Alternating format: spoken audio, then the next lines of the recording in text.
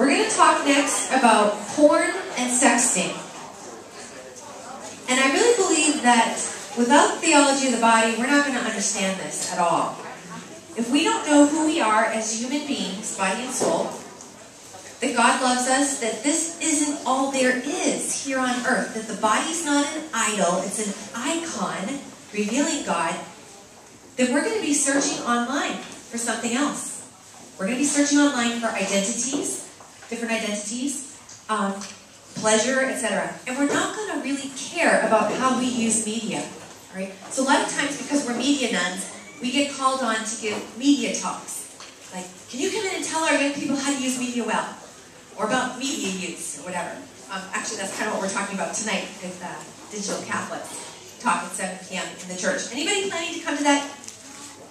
Okay, great. That actually gives me a good idea, too, because I don't want to repeat what I'm going to say tonight now. So I always think, gosh, I don't want to come into this place and start talking about how we use media if we have no incentive to use it well, because we don't know who we are as human beings. So, theology of the body is really going to help us in this area of porn and sexting. That's right, porn is bad. Okay, so what's so bad about porn? Anybody? A lot of things wrong with it, but what? It's not real. It's not real. It objectifies people. It objectifies people. Use, right? Using bodies. Using our own bodies first as we look at porn. And then using other people's bodies. It's an addiction. Okay? This message I don't think is getting out there that clearly. It's getting louder and louder. But it's a full-blown addiction like any other addiction. And that's what I like to talk about, first of all, because if we can see that, like nobody wants to become an addict, right? How many people here, I want to grow up and become an addict? That's my goal, my life goals. No. And so many people have told me, sister, if I knew this was an addiction, I would never have gotten started. You know? So don't get started with porn. If you haven't. You are not stronger than porn. We can't just dabble in it. We're not wired that way. That's why sex is so great, because we're not wired to just dabble in it here and there. It's way more powerful than that. Do you know why it's more addictive than crack cocaine? Anyone know why? Rewires the brain. It rewires the brain, and what? Easier to get. It's easier to get, yes. What? And our body gets addicted to its own chemicals. So we don't even have to put an outside substance into it like drugs or alcohol or food. Food's a real tough addiction as well. We get addicted to our body's own chemicals. So now you know. Now you know that porn is an addiction. And if you have started with it, stop. If you can't stop, get help. I'm going to give you some websites. These are confidential online websites where you can go to retrain your brain. The good news is that the brain can be rewired, but it's going to be tough. It's a hard, hard fight, so just be prepared for that.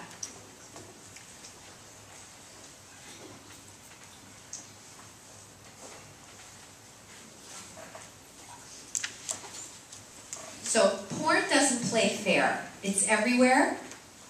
What did you say over there? It's accessible? Easy to get, so it's the 4 A's. It's accessible, it's accepted, it's affordable, it's free, and it's anonymous. Some of it's free. But what happens, so you say, well, porn is free. How is there still a porn industry, right, that's making billions of dollars? Right? Because so much of porn is free. Because when you get addicted, when you get hooked, you're going to need specific kinds of porn. You're going to need hardcore, transgressive, kinky stuff that you're going to have to pay for now. Because how your brain gets rewired is it creates a super highway to the pleasure center of your brain. Anybody eat their Swiss Miss yet? Okay. So, like, you're eating it, but you're like, okay, so I'm listening to Sister talk, I'm doing this. It wasn't weird. So, and then after I started eating it, everyone looked at me and they started shaking their head. No, don't drink the Kool-Aid!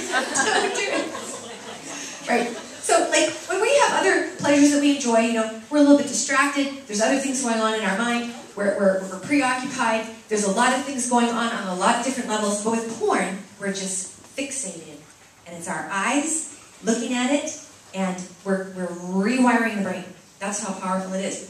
So we have to rewire that super highway to the pleasure center of our brains with training and with professional help. So it's affordable and it's accepted. It's accepted today, right? Everybody uses porn. That's what you hear people say, oh, everybody does it. Everybody uses it, right? Okay. Porn doesn't play fair. It waits for you. It's patient. 24/7. We have porn machines in our pockets, right? Our internet-enabled cell phones, smartphones. It will find you. It's going to pop up, right? Pop up on your computer. So here are some websites that will help you. This one is based on the behavioral change website, which is just secular. And what they've done is this is like a Catholic version of all this wonderful brain science, the latest brain science. It's called ReclaimSexualHealth.com. Say that with me.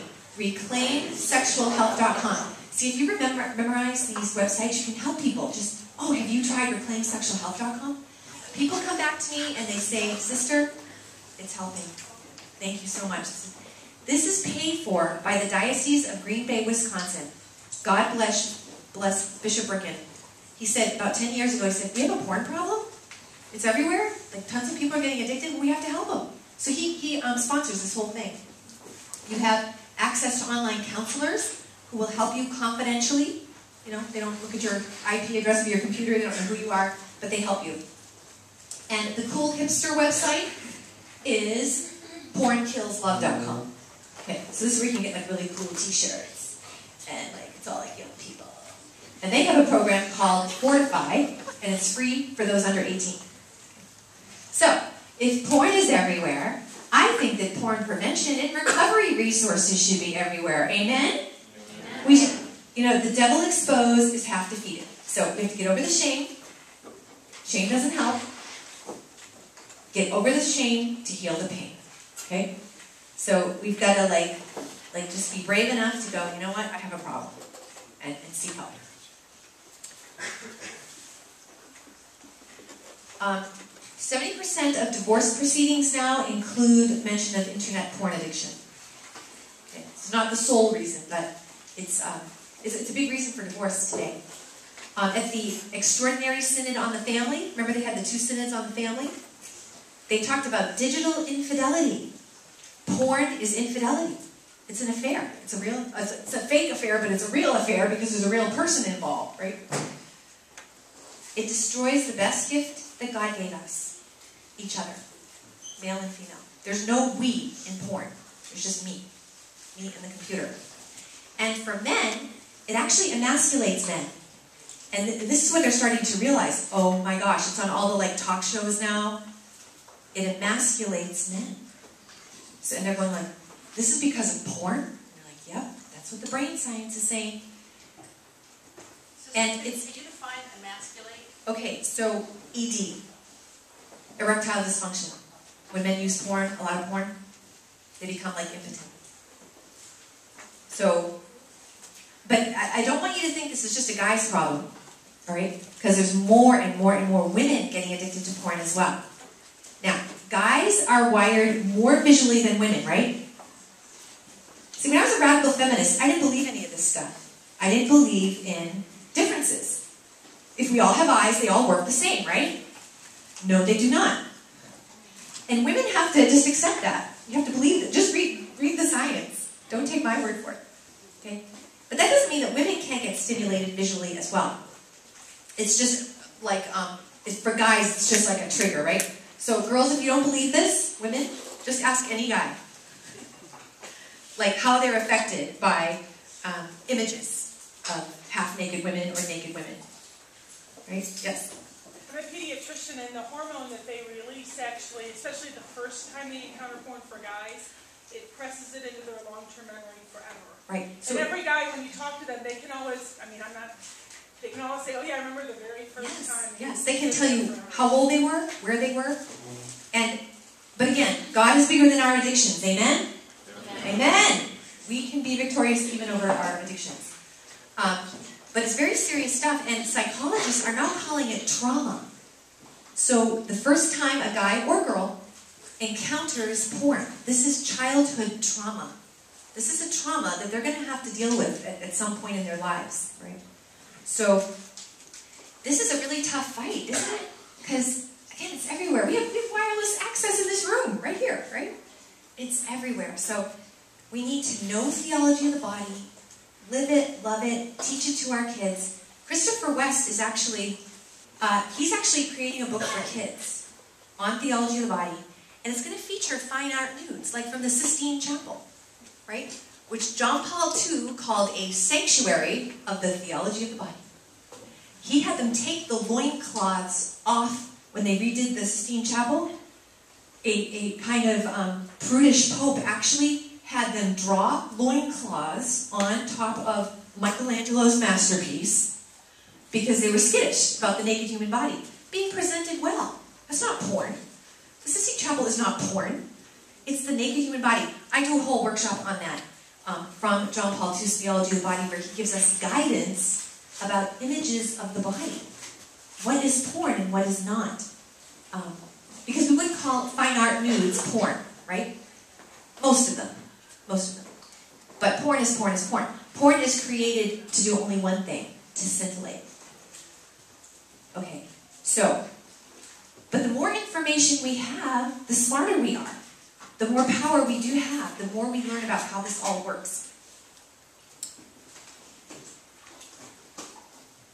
Okay. So, the human body is beautiful, porn is not. The human body is a creation of God, porn is a distorted creation of man. All right. Christopher West calls porn a hellish mockery of a heavenly reality.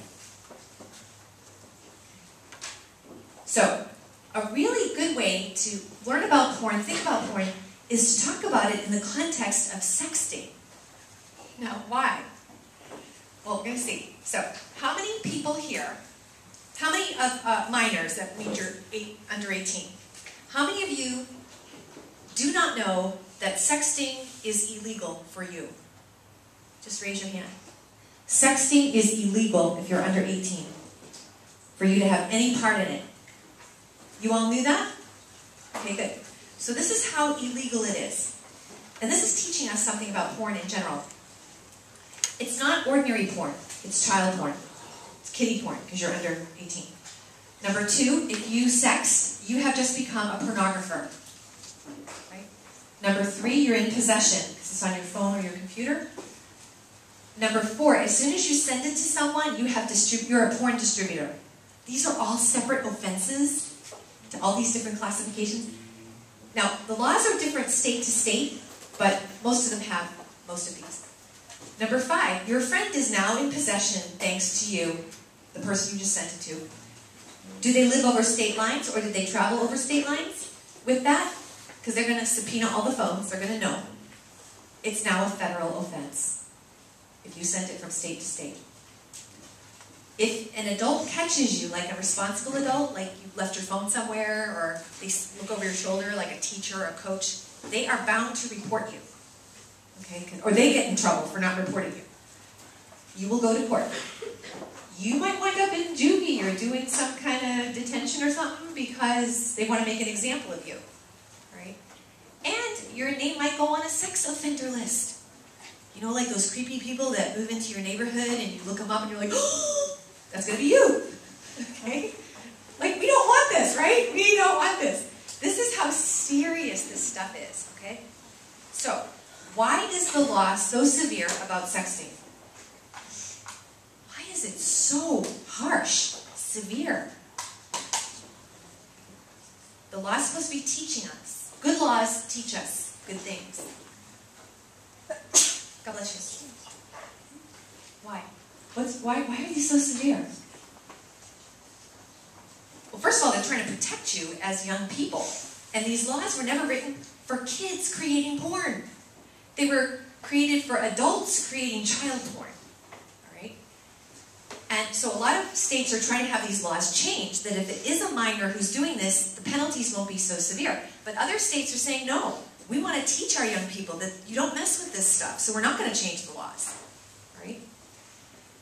So is porn so bad because our bodies are bad? Why is porn so bad? Because our bodies are so good, and we want to protect them. They're so precious. We want to protect the mystery. We want to guard the mystery, what is most personal about us. That's why we wear clothes, even when it's hot, right? Okay. People always ask me to talk about modesty. I hate talking about modesty. I hate that topic. It's like, well, just use your common sense. But common sense isn't so common, right? So I'm just going to say one word about modesty. And it's not all a woman's problem, right? It's not all on the women. Something the women have to do. Because guys need to be modest too, in the way we dress. Does that mean we have to look like me? Is this the only way to be modest? Burqa? Get a burqa? Burqa club? No. John Paul II even says it's okay to accentuate the human form. It's okay for women to wear form-fitting clothes that accentuate the female figure. It's beautiful, right? But again, common sense. I can wear whatever I want to wear. Yeah, but you live in society. Okay? So why don't you just walk naked down the street? I can do whatever I want, so go naked. Why wear it's hot? Why wear clothes? Right? No, because we understand at some level that we are communicating something, right? So for me, the best thing I ever heard about modesty is, what do you want to say? What are you saying about yourself? Because we're always communicating. And now that we know the language of the body, we talked a little bit about that with Theology of the Body, what are we trying to communicate through our clothing? What do we want people to see first about us? Our face or something else? Eyes up here.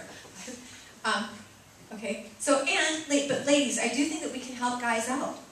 By the way we dress. We can either make it hard for them or not. So, but again, we live in what John Paul II called a pornified culture. So that doesn't mean just because everyone's all like porn addicted, so women should cover up even more. No, absolutely not. But if we're going to start exposing ourselves or overexposing ourselves, and that's just